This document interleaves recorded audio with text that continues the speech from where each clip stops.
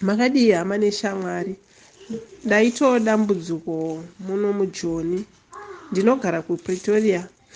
Ndine hanzvadzi yangu yarwara, yakabatwa kenza, stomach cancer.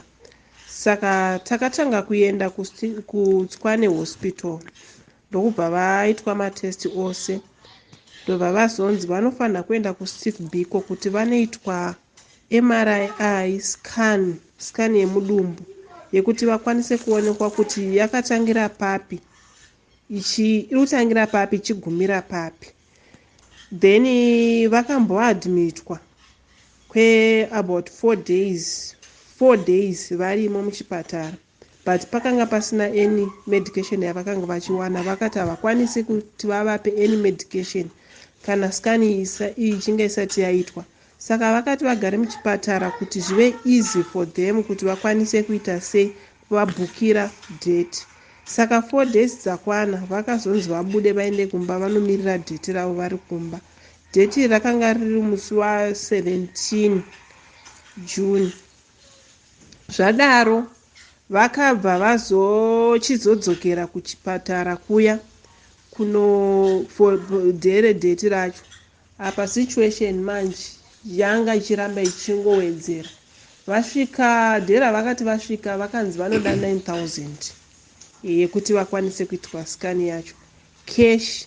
Kana pasina mari havaikwanisa kubatsirwa. Saka vakadzoka kumba nemwanakomana wavo. Vadzoka kumba,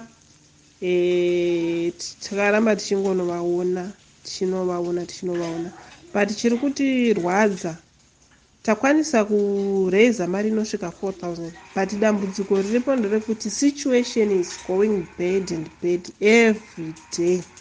Enge zviri kutirwadza kuti tikuramba tikangovatarisa, mari hapana. Saka takachikumbirawo kune vanokwanisa kutibatsirawo.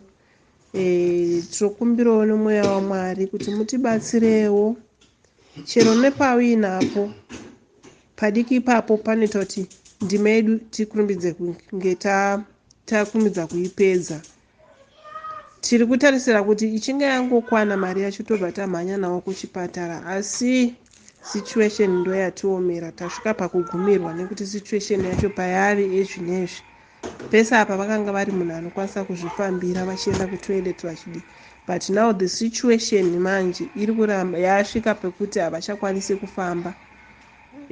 Kutoilet cheko kwakutonetsa, kwakutosumudza vachiendesa kutoilet. Saka tanichikumbirawo kune vanokwanisa even kutitengera midziyo yatinayo. Makasununguka kutibata.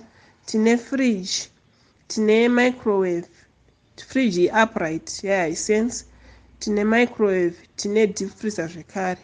Zvese izvi takasununguka kuzvitengesa. Kana pane anozvida akasununguka kutibata panhamba 062 9924 894 kana kuti pa061 511 2136. Dzinobatika zvekare paWhatsApp namba idzi. Uyezve vakasununguka kusvika pamba vachiona situation. Tinowanika panhamba 57 Alice Street, Maymead Park, muno muPretoria. Ndatenda hama dzadiwa.